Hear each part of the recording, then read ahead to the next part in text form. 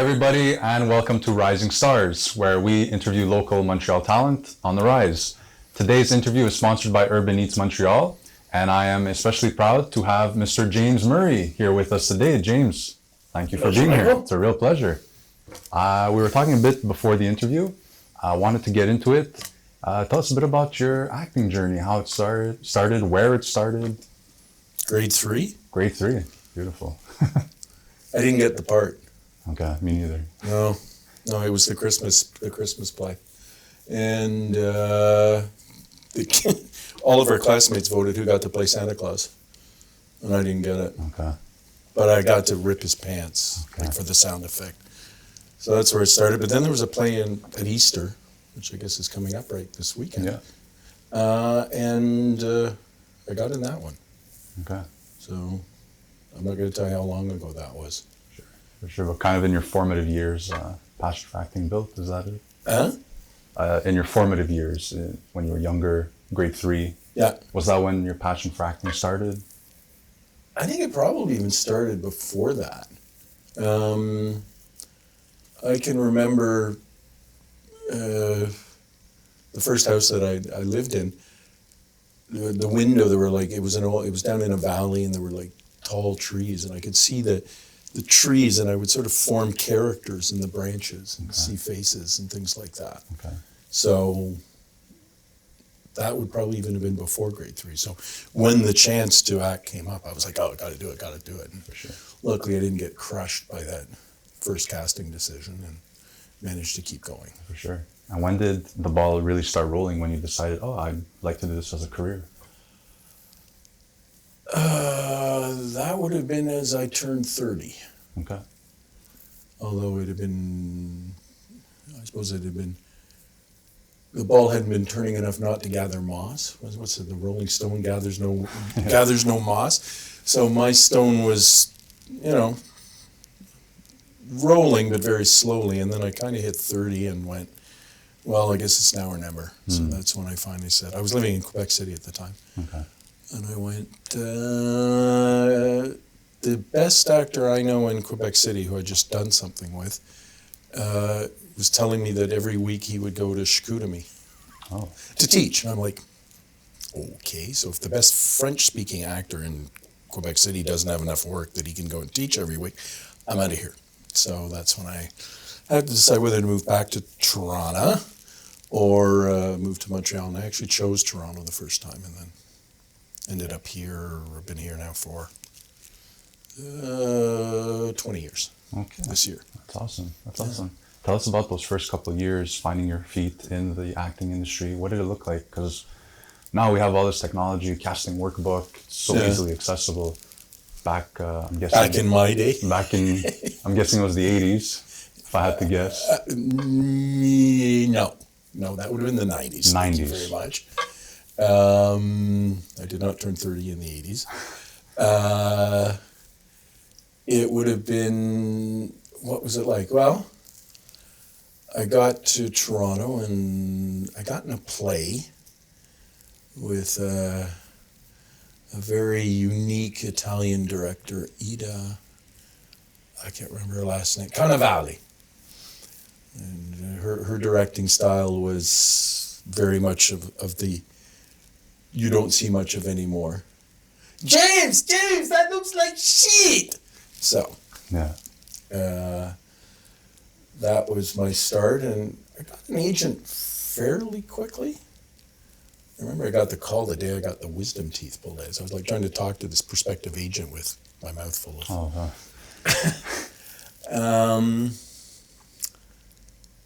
But that was a very slow start. What my acting career has always managed to pay the bills, or almost always, but not in the way that most people think of. I've been making a living acting, but acting for businesses, role playing. So if you've ever heard of standardized patient work, or I still do it for med students, I do it corporately, so for any business, and I do it now for police. Okay. So that's sort of always been my standby. So all through those early years, and that's actually when I went to Greece 3 times to train people in casinos because they were opening up casinos. One in Noutraki, one in Thessaloniki, and the other one, which was called Casino Magic, I think. Okay. Which was the one we were talking about when we were talking about wine. That's the one that's in the Three Fingers. Yeah. So I never really got much farther than Thenmiloa Elenika, but I could say a little bit. I could get a beer. For sure. And what about those first years when you weren't really getting jobs? How did you keep yourself motivated in between? How did you... Well, I mean, the odd thing is the first actra role that I ever would have had would have been to play Martin Bormann. I didn't really regret it because if you look in a picture, Martin Bormann was one of Hitler's acolytes, and he's standing beside Hitler, and Hitler is actually taller. So casting me as Martin Bormann seemed as a weird thing. But I couldn't take the role because actually it was one of my trips to Greece. I wasn't going to be there for one of the days of shooting. Okay. So I've been always acting through all of these years because I've had this work. It's just I haven't been doing so much film, television, theater to do it when I could. But really that ball only started to roll 10, 12 years ago. Okay. Yeah, something like that. I mean, there were roles that I was getting, but I wasn't really putting as much energy into it as I have been now. Okay. And what would you, at your age now, tell yourself, if you could, James, when he first started? What's a piece of advice you would give James when he first started, if you met him today? Probably trust yourself. Don't, because I didn't, how would I put this? I didn't do it in a way that was, self-defeating. But there was sort of this thing in the back of my mind, when I was doing plays in high school or wherever, there was always somebody that I seemed to think that everybody thought he was the best actor. So I wasn't really, developing that sense of confidence that I could do it. So I was always that's why I was 30 before I finally said, well, if you're going to try it, try it. Because I never felt that I was the best person in the room. So I would say just trust yourself, go for it. And the other advice I would give myself wouldn't do any good because the work that I'm doing now on myself to be a better actor didn't exist back then. Okay, what's that? It's called somatic therapy. Okay. And what it's about is working with your central nervous system. Okay. And we can do all sorts of silly things if our central nervous system isn't working. So if you've heard of the sympathetic and the parasympathetic nervous system, if your sympathetic nervous system is on overdrive, which is kind of what has been was happening for me, and this is, get long story short, it's called primary reflexes. The first primary reflex is flight or fight, flight or fight. And that happens, starts 4 months in utero, and it develops as you go through the birth canal. Okay. Well, I was born by a C-section. So that reflex kind of got short-circuited. And the work that I'm doing on that, I know is going to have, I can already see it as having impact on my acting. Okay. So go and do somatic therapy, 20 years before there's anybody practicing it. For sure. And what are some exercises for somatic therapy? Just basic intro. I'd be hesitant to say for people to do what I'm doing because they're very simple things, but they're based on specific reflexes. So if you don't know what that specific reflex that you're working with is, it may not be the best thing to do. But they're very simple. And they kind of blow your mind. They're like lie on your back and click your two big toes together. Oh. And that's just a way of triggering your central nervous system. Okay. So. Wow. That's impressive. And you were telling me that you've gone to Greece, you've studied in Toronto, worked in Toronto, Montreal as well. Mm-hmm. What's been your biggest lesson in your training that you could think of that's stuck with you the most through all these years? Good question.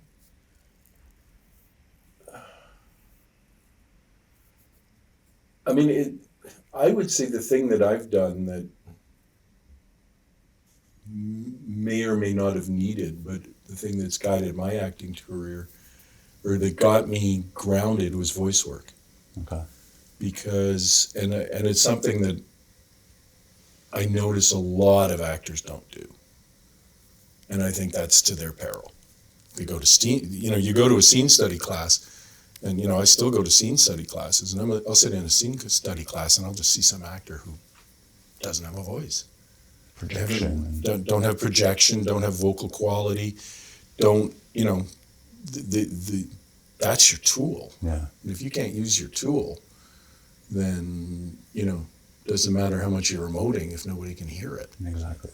I've always had a rich voice, but how much richer and deeper and how much more confident am I when I'm in a difficult situation as an actor, because I know I can rely on my voice. Yeah.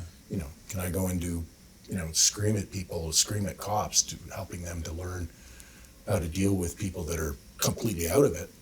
Well, I got to have a voice to be able to do that. Yeah, for sure. And apart from voice, is there a certain practice or class that you would recommend to an actor to enrich their skills? I would say find the coach that works for you. Okay. First and foremost. The coaches that work for me are who've helped me the most.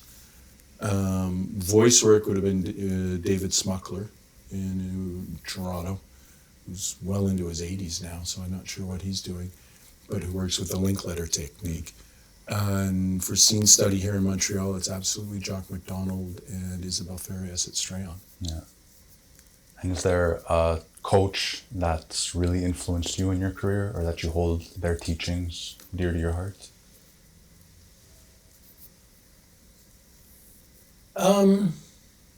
Certainly Jock and Isabelle, have given me a lot of insight. And there was something about David that would always have me going back to them, back to his work. I don't know if there's one person that I would say, was like a mentor for me. Okay. Because what I respect about Jock and Isabelle is their ability to see what doesn't work in a scene and let you know how to go there. That's maybe something that would have changed my career if in my 20s or something I'd found a coach who was really like a mentor. Yeah. A lot of people are lucky when they find that, and if you're that lucky, we'll stick with it. For sure. And if you were given the reins, let's say, to a 6-week intro acting class once a week, what would the curriculum look like if you had control? What would it be?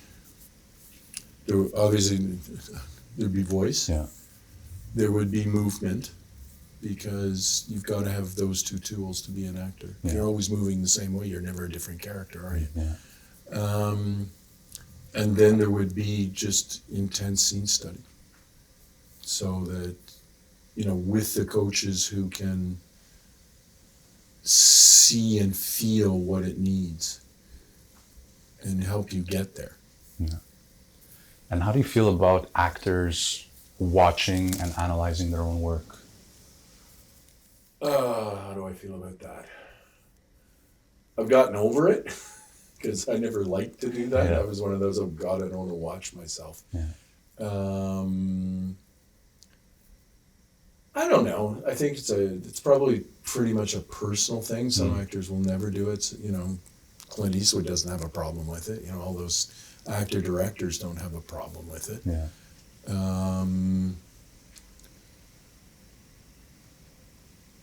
I don't know. I guess it depends on what you're doing. If you're directing, then yeah. If you're not directing, don't mess with it too much. Okay. Sure. Out of gas. Yeah. And do you have any projects that you're particularly excited about that you're working on now, or that are in the works? Is this the part where I shout out to the director in the background and say, what project am I naming? Yes. The thing about my career is that it's taking, you hit a certain age and things haven't gone the way you want them to, and then you're seeing that, trends change and things change, so you're not sure how many roles you're going to be getting. So you gotta find a way to create your own work. So I'm doing a lot more writing now. Okay.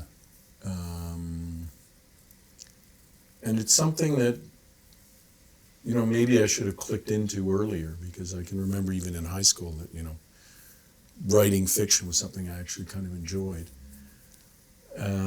So as far as those projects are concerned, I have one that Kushi knows all about. She filmed it. Look at her. She's seeing these images spin in front of her eyes. Called Overcoming the Monster. At least that's the title of it right now. It's in post. It's a short film that I wrote just to see if I understood the first of the 7 basic plots, which was a book I was reading for Strahan. And then suddenly I decided, you know what, maybe there's something here and we'll try and make it. And we had a lot of fun making it, and it was fun to see how it grew in development. So it's hoping to get it out for the fall. And then I've got another short that we're in discussion about. We're in pre-development. And then I have another short that won some awards, just as in screenplay competitions, that I've started to turn into a feature. Okay. So those are the projects that I've got right now. Some of the stuff I'll act in myself, because I'm now starting to write roles for myself. Because I'm like, if nobody else is going to write a role for me, then I'm going to write one myself, right? That's what I was going to ask. Do you write yourself in, and what characters do you veer more towards? I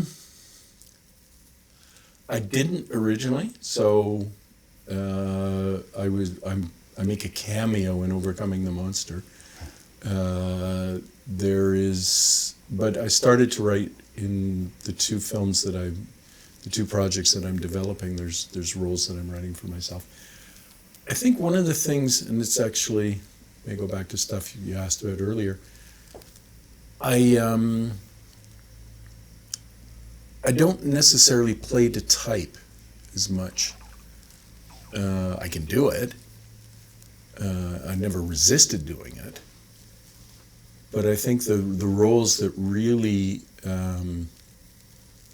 stimulate me are roles that don't play to type. So roles for people that are very altruistic and things like that.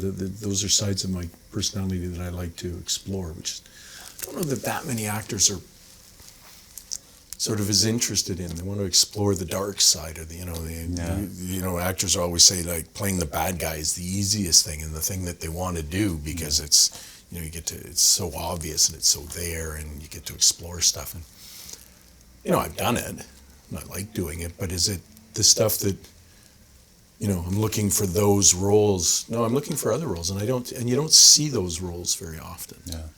The people who are willing to sacrifice themselves, and we live in a society right now where people don't really make a lot of sacrifices, more than and ever. resist making sacrifices. How much are we in a me, myself, and I society right now? Very much so. So I'd like to see more roles like that, and the short that I'm turning into a feature, certainly not one of the lead. It's not, it's not the lead role. It's fairly high up on the list, but the role that I would like is somebody who's got that, desire to help others than to think about himself. Yeah. And in those roles, like the altruistic role, as you were talking about, in our society today, it's very much me, myself, and I. How do you go about preparing for a role like that when there's not much influence around you regarding a role like that? It's your passion. It's actually not that hard. It's you find you so want to do that the director may have to pull you back. Don't wear your heart on your sleeve or something like that. The only times that I will cry when watching a movie is when it's something like incredibly altruistic. You know, that sense of sacrifice. That's, to me, the sort of the ultimate human value is to put somebody ahead of yourself rather than to always put yourself first.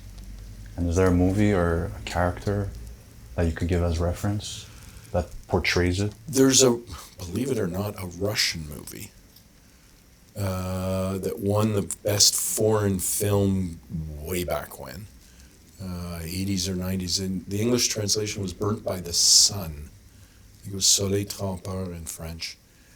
And it was the story of an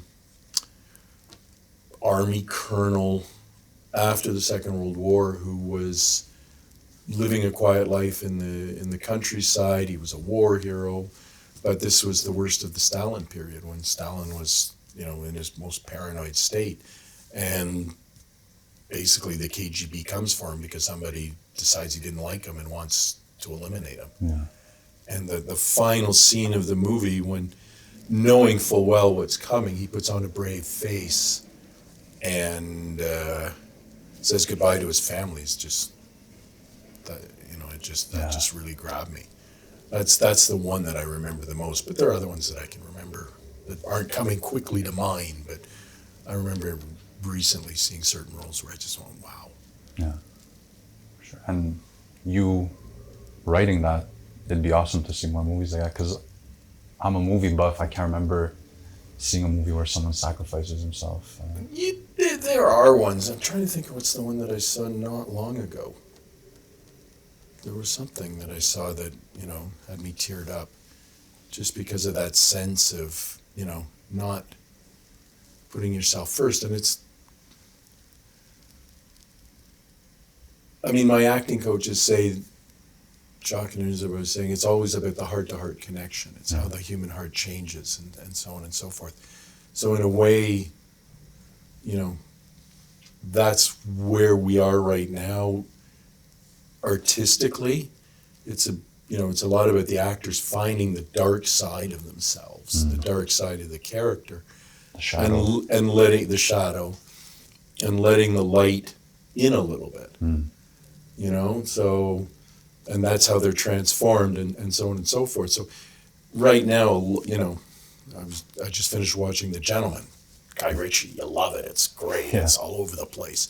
There's a fourth episode is brilliant imagination in the writing. And it's, you know, it's the story of a duke who's getting involved in organized crime and trying not to go there. And now they finished the first season, and I'm like, oh, I don't know what to say. I love the first season, but I'm like, second season's probably going to be darker. I don't know, you know, is that, you know, kind of where I want to go, what I want to see.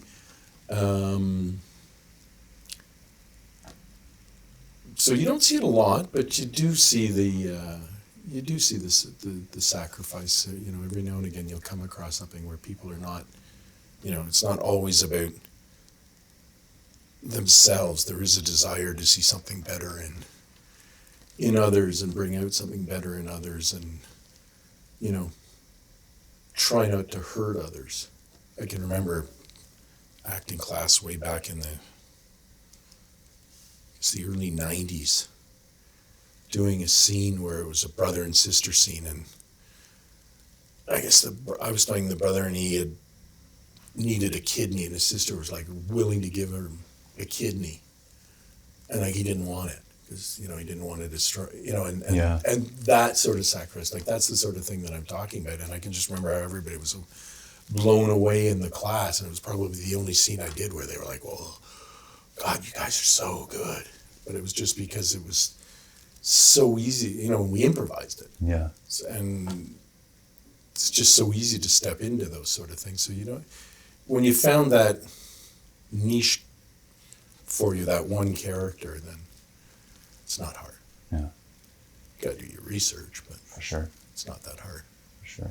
And in that being rare nowadays, is there anything else that you feel is lacking from acting nowadays? that you see less and less of, but that should be there? I never thought of it that way.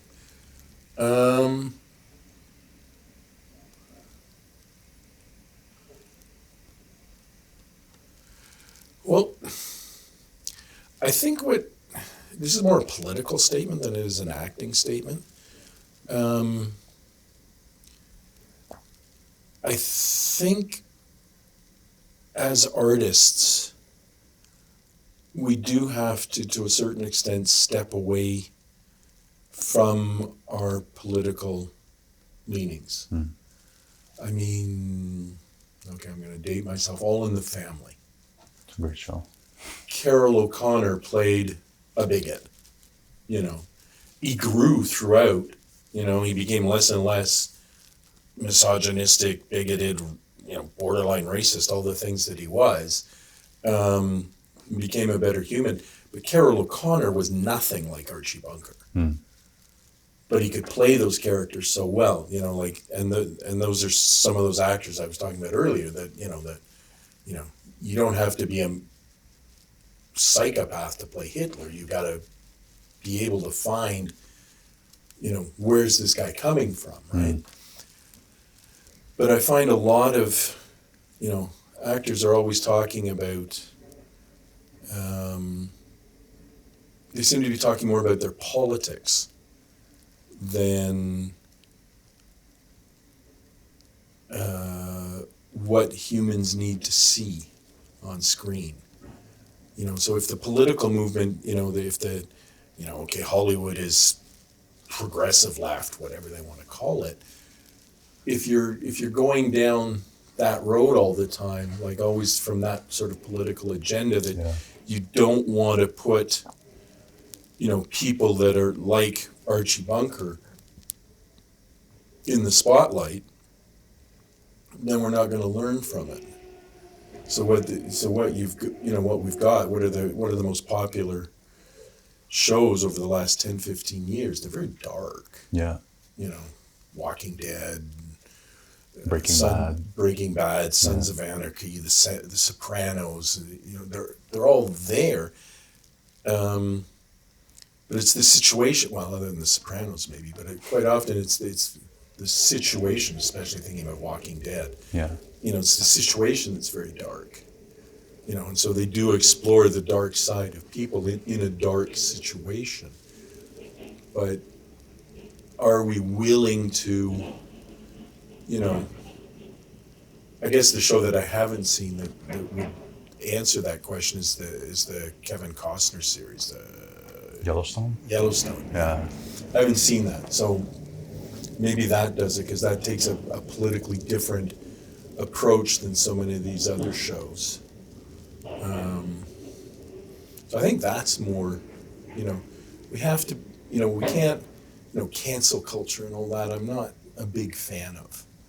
Me neither. I'm not, you know, I don't support or tolerate some things, but that doesn't mean I want to cancel them per se. I mean, would I cancel racism? Absolutely. Yeah. But somebody who has an inability to communicate with other races, I'm not necessarily going to portray, cancel them as a human being. Yeah. I'm going to try and convince them to my way of thinking. Yeah. They've got to have their way of thinking, and I think that's what the political mess is in the U.S. right now, is as much as fault on the left as there is on the right, because they've been, you know, demonizing anybody that has any power on the right. They've been demonizing them. So Kind of goes back to your point of you have to explore your darker self, your shadow, and let some light in. yeah, If you cancel the dark, no light can get in. yeah, and you can't cancel it. Exactly. You're just repressing it, and then it just builds, and then you've got the fools like Trump and Marjorie Taylor Greene that come and just spew garbage at you because they don't care. Yeah. Yeah. Yeah. It's a very interesting topic, one we could talk at lengths about. But I wanted to switch over to maybe a lighter note now. So you were talking about how you've been to Toronto, Montreal, Greece. Is there any other cities in the world you've acted in or worked in that have struck a chord with you? My first film that I was in Vienna, Austria. And that's where I started acting again, because when I was in university, I was doing psychology and I was playing football and didn't do any acting. And then I went to Vienna to learn German, and I ended up in a play. And then I ended up in a movie. It was kind of more of a background role, but it was that was where everything sort of got started. I've lived in Vancouver. I've lived in Quebec City. I've lived in Hamilton, Ontario. That was an experience, going back to Hamilton after all the years too. The first film that I wrote was screened at the Hamilton Film Festival. You have to know Hamilton to get the joke on that one. It was an experience. For sure. And we were talking about Guy Ritchie and The Gentleman, episode 4, imaginative storytelling. Mm-hmm. In having traveled the world, is there a certain setting you envision for a story you're writing, where it would be an idyllic setting, or somewhere you'd be excited to go shoot that you haven't, maybe, that you'd like to set up as a screenwriter?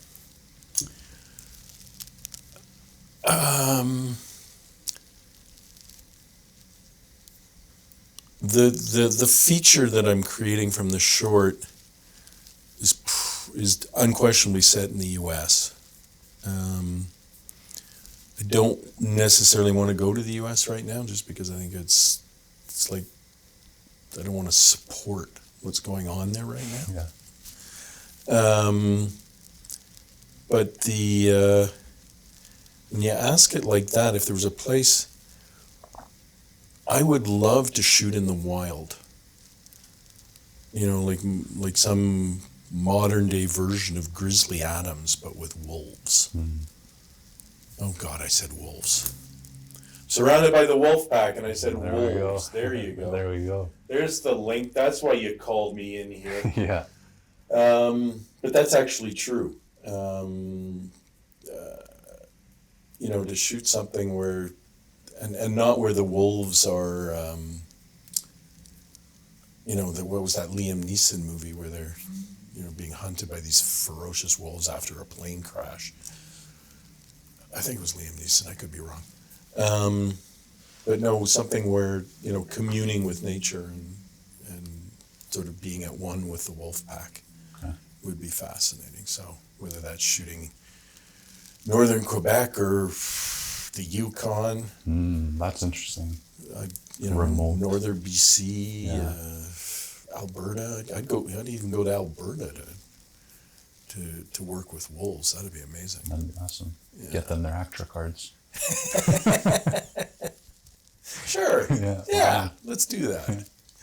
I wanted to ask you, James, what's been the proudest moment in your acting career? A memory you look on with fondness?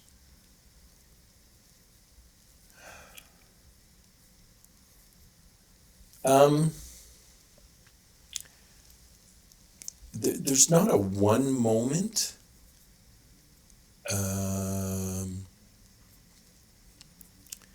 For sort of pride, if you like, because I think the pride in my acting is linked more to the work I've done in training, because there you know that the work you're doing is going to have an impact in the real world.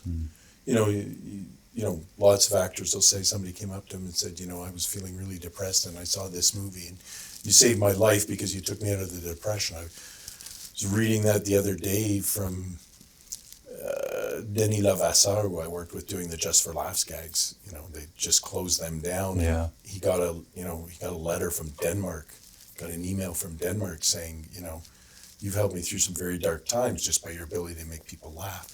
I don't know that I've had a moment like that, but the moments that are like that for me are, take a life and death example, or some of the trainings that I do with police officers.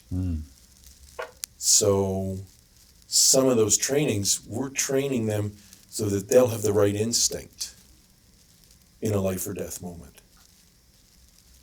So, is this something that I'll ever know about? But I remember the instructor telling me, an officer came to him years later and said, I was running through an alley and I noticed something and it reminded me of that training, and I ducked behind a metal container before the bullets started flying. Yeah. So that's the pride for me, like training doctors in a way that helps them to be more empathic. That's where I get it. The one time from my acting was actually in a hospital. I was in for tests.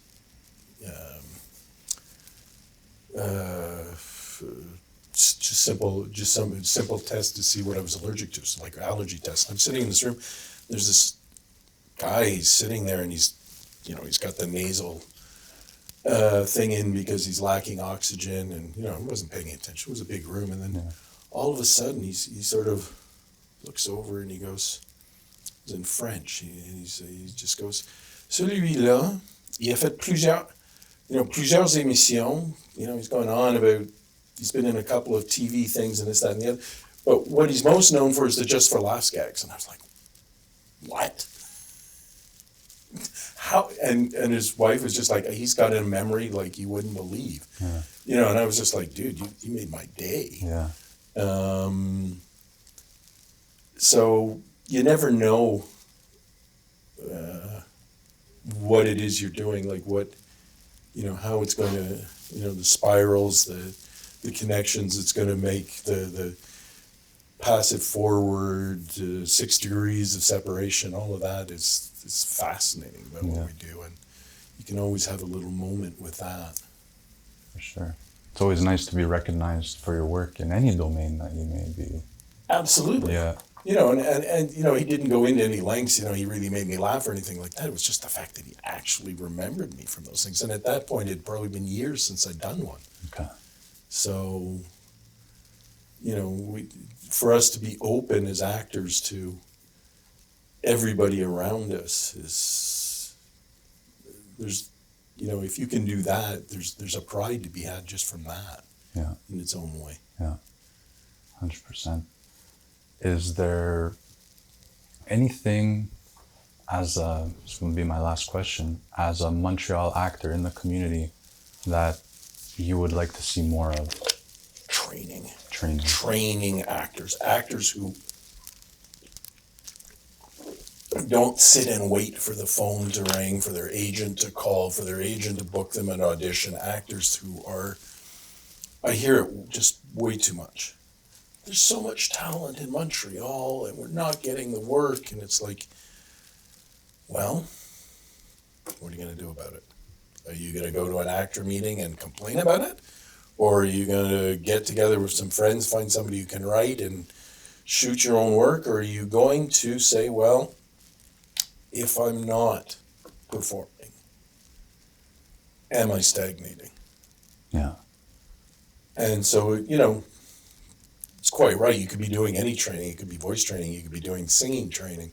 Anything. You could be painting. But if you're not stimulating your imagination and your creative juices, then you're just whining. If you are doing all that and it's still not working, then, okay, I'll listen to you. Yeah. But if I know you're not doing that, you're just saying, my agent hasn't gotten me an audition in 3 weeks. Well, what have you done over those 3 weeks to deserve your next audition? Yeah. Or to ensure that you will knock your next audition out of the park? It's like someone told me once, an agent takes 15% of your earnings, but that means they're only going to do 15% of the work for you. You got to do the other 85% to make it happen. Yeah, and what does that mean? It means you're working on your weaknesses. Yeah. One of my weaknesses is, my biggest weakness is my ability to self-market. So, how much am I responsible for the fact that people aren't calling me if they don't know I'm around? Yeah. Personal branding. Yeah. Yeah. All of that. And, we can, as actors, we'll sneer at it. You know, it can't be all about that, because if somebody's only good at personal branding, then you'll sense it in their performance. Yeah. They'll get the roles and they'll suck. Yeah.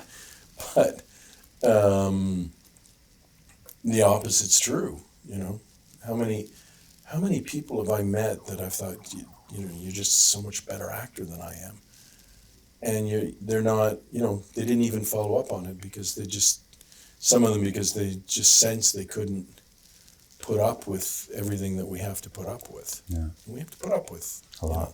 rejection constantly. You know, tell anybody, okay, you're job hunting. You're going to get a job, you're going to have it for 10 years, you're not going to have it for a job. We're going to get rejected, 95% of the time, and we're only getting 1 day's work out of it. Exactly. Or 1 week, or maybe a month. And then we got to start all over again. Yeah. So, you get your job and you're good for 10 years.